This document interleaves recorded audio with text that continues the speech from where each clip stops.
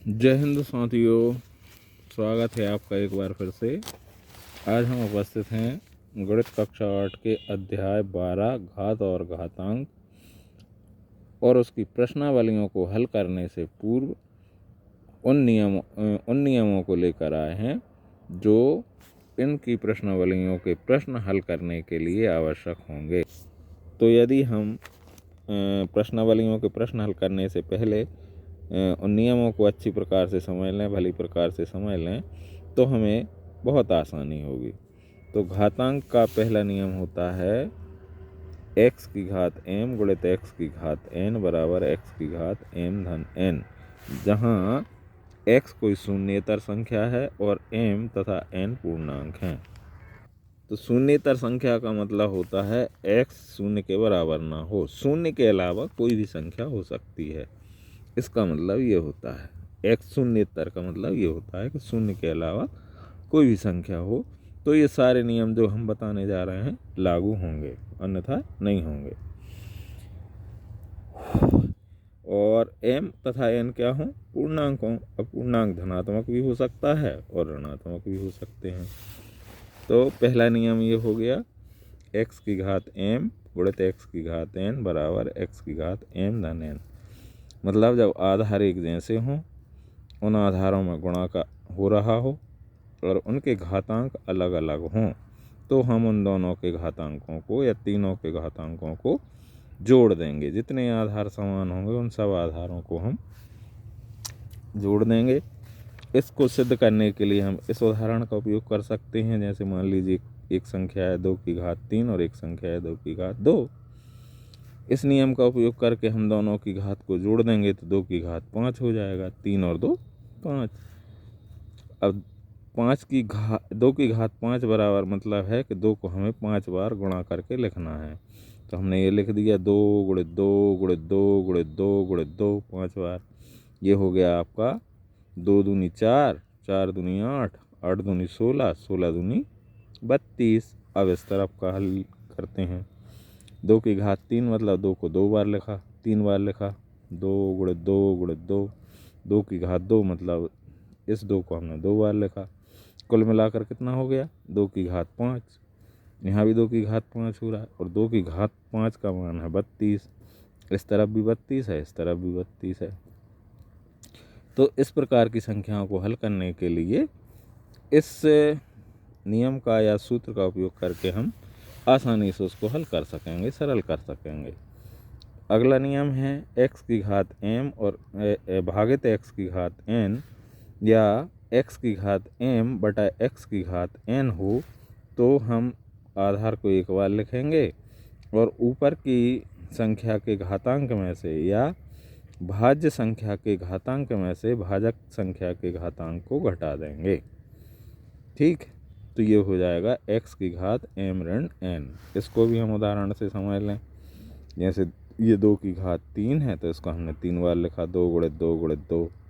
ये 2 की घात 2 है तो इसको हमने 2 बार लिखा, 2 गुणित 2। इसका मान हो गया 8 और इसका मान हो गया 2 दूनी 4। अब 4 से 8 में भाग करेंगे तो 2 बार जाएगा। इसी प्रकार से यहाँ पर हमने लिखा 2 की घात 3 ऋण 2 इस नियम का उपयोग करके। तो 3 में से 2 घटाए तो 1 बचा। इसका मान भी कितना आया? 2। तो दोनों तरह से हमारा मान 2 ही आया। अब इसको इस प्रकार से समझ लें, x की घात m बटा x की घात n, 2 की घात 3 बटा 2 की घात 2। तो इसको हम 3 बार लिखेंगे, 2 गुणित 2 गुणित 2 और नीचे की संख्या को 2 बार लिखेंगे। तो 1 2 से 1 2 कट गए, 1 2 से 1 2 कट गए, कुल मिलाकर बचा क्या? अकेले 2। तो दोनों ही तरफ 2 बचे। किसी भी प्रकार से हम इसको समझ लें तो ये सूत्र उपयुक्त होगा इस प्रकार की संख्याओं को या सवालों को या प्रश्नों को हल करने के लिए। तीसरा नियम है x की घात m और उसके ऊपर एक और घात n है तो उन दोनों घातांकों का आपस में गुणा हो जाएगा, x की घात m गुणित n हो जाएगा। ये कैसे हो जाएगा? मान लीजिए 2 की घात 3 है और उसके ऊपर एक और घात 2 है तो ये क्या हो जाएगा इस नियम के अनुसार? 2 की घात 3 गुणित 2, 3 दूनी 6।